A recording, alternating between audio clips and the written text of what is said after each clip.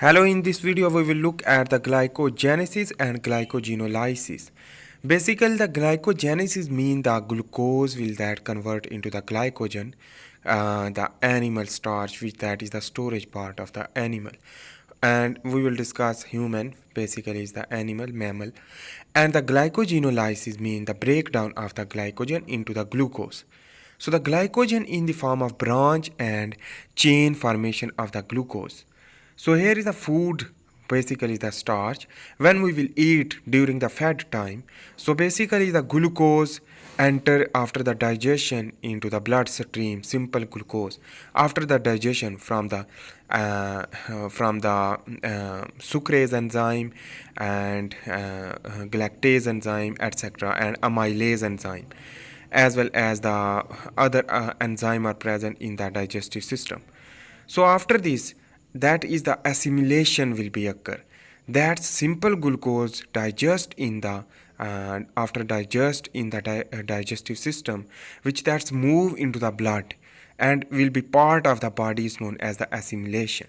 After the assimilation, that blood go into the bloodstream and the glycogenesis will be occur during the rest time. So remember about that. During the rest time, the rest and digest time, the parasympathetic nervous system will be stimulate. This parasympathetic nervous system will use for the growth and relax as well as rest and digest. So after this, here is the glycogenesis will be occur in the liver and muscle, and also a little bit amount of glycogen will be stored in the adipose tissue, for example the adipocyte, which that is the fat storage organ, but it is also used for the little bit glycogenesis. So here is the pancreas and muscle. When pancreas will release the beta cell, it means the release the insulin from the beta cell, so that's facilitate diffusion will be glucose move inside of the muscle, myocyte and liver, as well as the another part of the body. So the GLUT4 channel is required for it, and the glycogenesis will be occur during the rest. While on the other hand, here is the fight and flight response and breakdown of glycogen in the form of sugar from the muscle and liver. This mechanism is during the exercise. For example, the fight and flight response, when the sympathetic nervous system will be activated to become a breakdown of the muscle stored glycogen used as a fuel. So the glycogenolysis is the basically we will discuss first here. That is the glycogenolysis is that the glucose will so here the glycogenolysis. So let's begin to understand the glycogen formation as well as the glycogenolysis. So basically here is the muscle. When sugar enter from the blood into the muscle, so this glucose either convert into the glycogen or use as a energy from the pyruvate during the glycolysis and Krebs cycle. So the pyruvate formation from the glycolysis is occur in the cytoplasm, while the Krebs cycle is occur in the mitochondria and electron transport chain as well. So these produce a lot of ATP. So that is the catabolic activity, while the anabolic is during the rest and digest and glycogen formation. So the importance of glycogen is that why glycogen is stored in the form of glucose stored in the form of glycogen, so that's glycogen storage is due to the glucose is generally stored in the form of glycogen. This is done to not upset the osmotic balances in the cell, because the glucose molecules are soluble in water and thus can cause the cell to become hypertonic. So that means this will result in entry of water molecules within the cell and cause it to lyse. So prevention of the lysis and the osmotic balance will create the glycogen. So glycogen is insoluble in the water, while the glucose is soluble. It means if the glucose is present in our body, so it means the water is required, a lot of water is required, and that means the water is required inside of the cell will be absorb water from the glucose, so it is impossible. So that is why the glucose convert into the glycogen, which that is required negligible water, basically not required water. So that is the important things which that is I am explaining, and I am trying to understand you. So let's begin to understand first of all the glycogenesis formation. So this glycogenesis is the glucose which convert into the glucose 6 phosphate in the presence of enzyme is glucose 6 phosphatase. And step 1 is the common in glycolysis also, and the glycogenesis. So basically is the here is the glucose 6 phosphate formation will be occur, and this glucose 6 phosphate is also used in the glycolysis, but here we will just understand about the glycogenesis.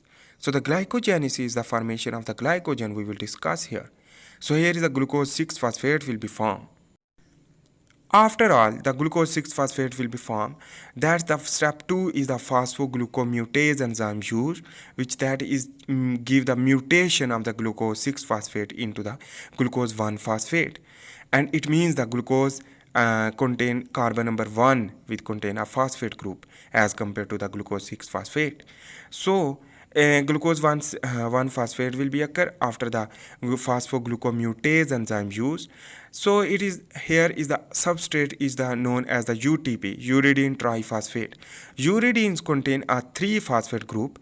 These 3 phosphate group basically is the attachment of the phosphate group number 1, which that is broken down, and that is a glucose 1 phosphate will be bind. After this binding, the pyrophosphate will be released, and UDP glucose phosphorylase enzyme used to it. UDP glucose phosphorylase enzyme used to convert the UDP glucose. So the UDP glucose and the releasing, what is that? Pyrophosphate will be released. So remember about that. Pyrophosphate will be separate while the 2 phosphate group will be left behind. One is come from the glucose and one is come from the UTP, which that is convert into the UMP, and after this combination to a UDP glucose formation. So here is the tyrosine residue of glycogenin. That is the protein which that is attached, and the glycogenin is the glycogen primer, which that is bind from the carbon number 1. So we will discuss here. So here is the UDP glucose will be formed after the glucose 1 phosphate in the presence of the UTP, and the releasing of the pyrophosphate in the presence of enzyme is known as the UDP glucose phosphorylase. So here is the separation, and that formation is known as the UDP glucose, and the releasing is UDP. UDP will be released. It means the 2 phosphate group will be containing UDP.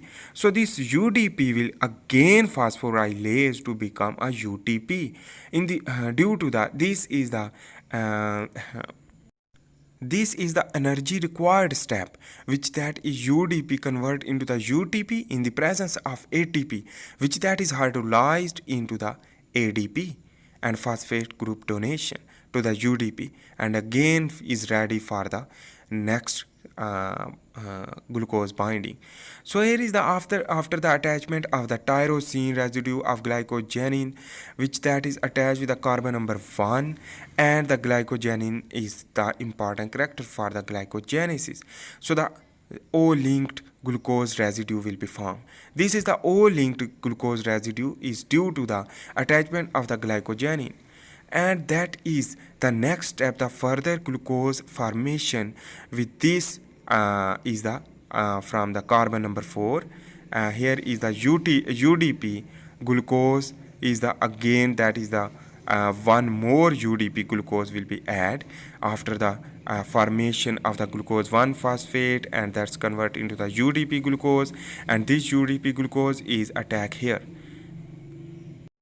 After the UDP attacking to give the phosphate, basically is the mechanism in which the 2 phosphate containing UDP basically is released, and the glycogen synthase enzyme used to preparation of the synthesis of the glycogen. So the glycogenin is attached here, which that is the primer. So remember about that, this is the primer, and no need to more work with the another sugar attachment, but it is the primer.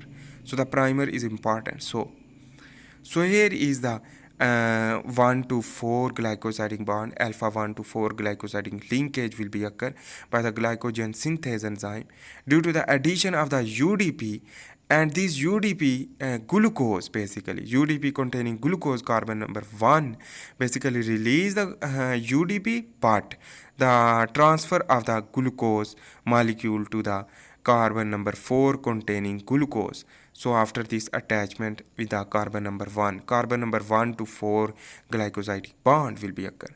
So this was the a mechanism of the glycogenesis. So next, because this is a linear chain formation, while we will also understand here the branching enzyme is used to here to branch that is glycogen. So here is the branching enzyme used. So the UDP glucose is per molecule of glucose attachment is used per serving the UDP glucose. So the glycogen synthase enzyme is also used, but here is the branching enzyme I will discussing. I am discussing about the branching enzyme. So that is the basically branch will be branch formation from the chain of the glycogen, which that is bind here by the binding of the branching enzyme. So the here is the oxygen hydroxyl group, which that is attached with the hydrogen to release the water, while the alpha 1 to 6 glycosidic bond will be occur.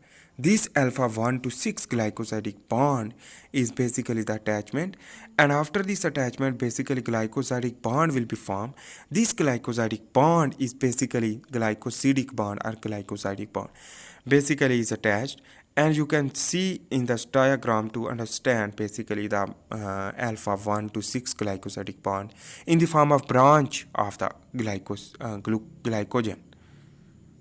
So this is the glycogen formation will be occur. So that was basically is the mechanism of the glycogenesis, which that is the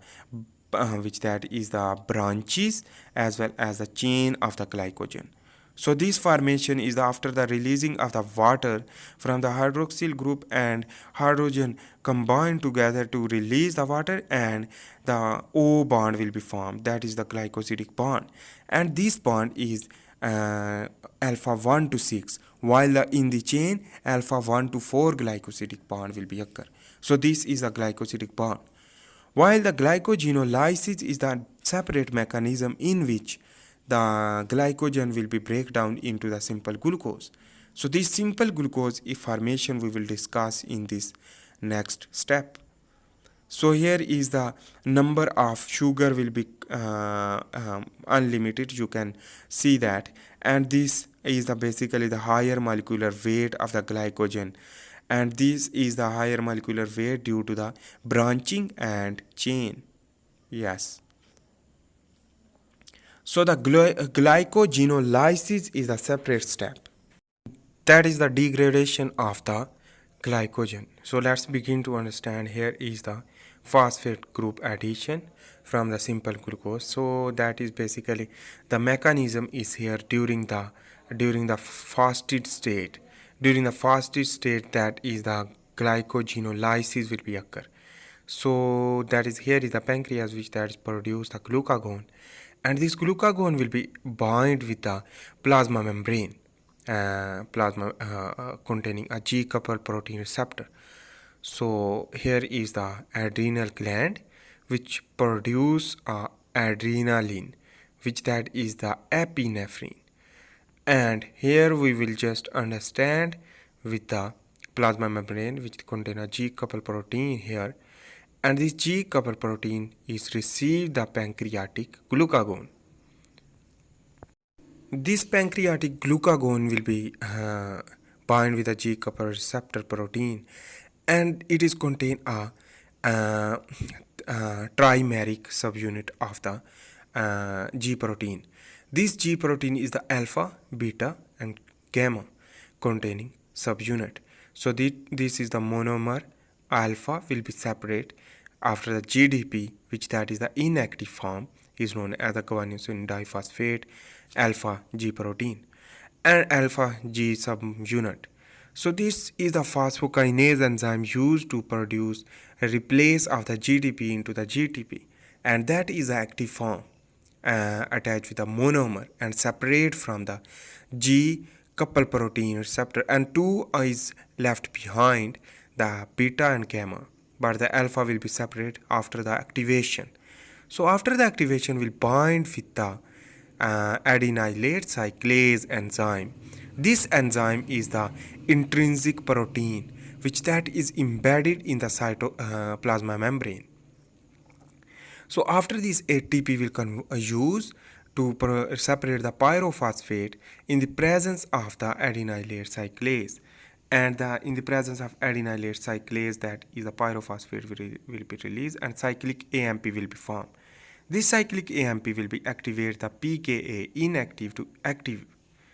So that is the glycogenesis. Genin is the protein is activated from the DNA to increase the it is suppress the glycogenin. Why? Because it is the glycogenolysis. If the glycogenesis will be occur, it means that it produce the glycogenin, while on the other hand the glucagon will be produced in the form of the pancreatic alpha cell.